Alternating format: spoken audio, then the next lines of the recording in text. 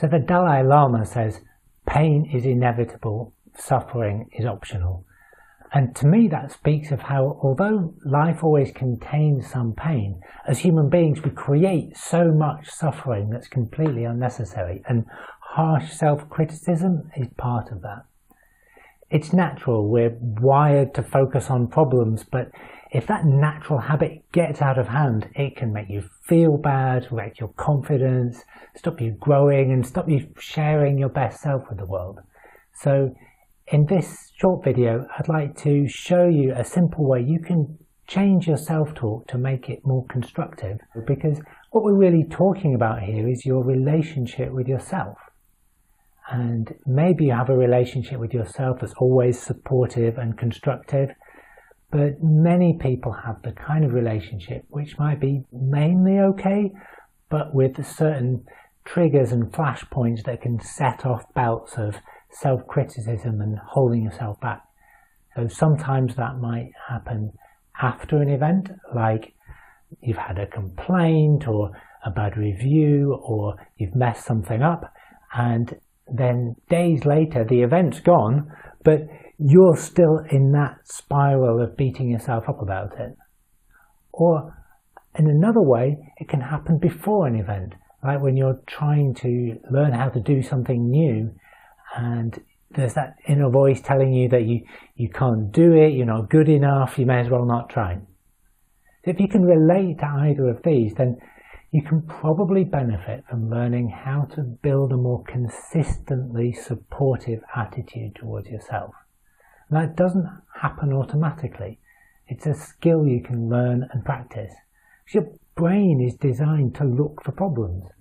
It's like one of those supermarket trolleys with a wonky wheel on it that means that it wants to veer off in one direction, and to go straight you need to be gently steering against it. And you can do the same with your mind to bring yourself back to a more balanced, accurate view. And then if there's an area that you need to improve, you can put your energy into getting better at it rather than putting all your energy into beating yourself up. So it's not about telling yourself you're wonderful all the time. It's more about developing a more constructive attitude that will help you improve if you need to and stop worrying if you don't. But it's not always that easy, right? Because it's a skill and it takes practice. So let me show you a neat way you can get better at it right now. You might have heard the advice to talk to yourself like you talk to a friend. Now it's good advice, but it can be easier said than done. So here's a simple trick to make it work better for you. And the little trick is this: to literally change your self-talk from I to you, like you really are talking to a friend.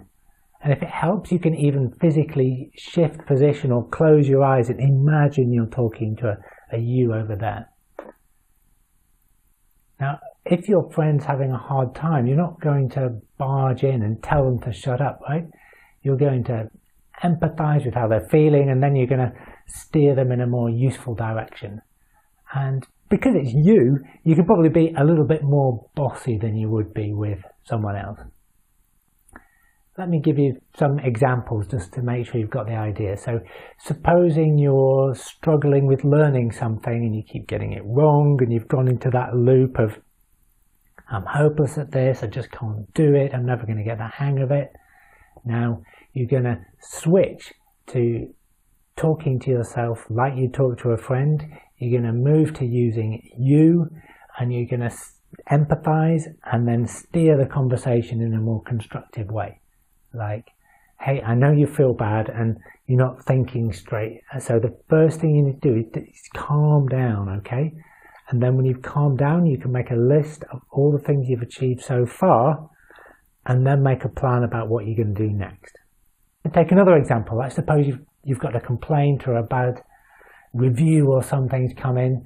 You might talk to yourself and say, hey, I know this feels bad, so you need to rebalance and take a breath and relax and think about the past 4 happiest customers that you've had over the last week.